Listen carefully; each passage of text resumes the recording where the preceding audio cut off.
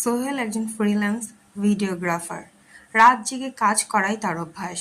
একদিন একজন ক্লায়েন্ট তাকে কল করলো, একটি পুরনো বাড়িতে ডকুমেন্টারি শ্যুট করতে হবে, রাতেই আসবেন, অর্থ ভালো, তাই রাজি হয়ে গেল সে। বাড়িটা পুরনো, নদীর ধারে। ঢোকার সাথে সাথে এক অদ্ভুত গন্ধ পেল সোহেল। ক্লায়েন্ট বলে কেউ সেখানে নেই, শুধু একটা পুরনো ক্যামেরা টেবিলে রাখা, পাশে চিরকুটে লেখা, শ্যুট শেষ হলে ক্যামেরাটা চালু করে রেখে চলে যাবেন। সেই শ্যুট শুরু করলো। পুরনো কক্ষ, ভাঙা জানালা, দেয়ালে ঝুলে থাকা পুরনো মানুষের ছবি। হঠাৎ এক মুহূর্তে সে দেখল ক্যামেরার ডিসপ্লেতে কেউ পিছনে দাঁড়িয়ে আছে, অথচ ঘরে সে একা। সে ঘুরে তাকাতেই কেউ নেই।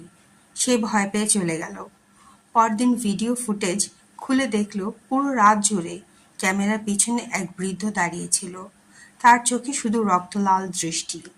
আর শেষ কয়েক সেকেন্ডে শোনা যায়, এবার তুমি ক্যামেরার ভিতর। ক্যামেরাটা আজও সেই বাড়িতে আছে।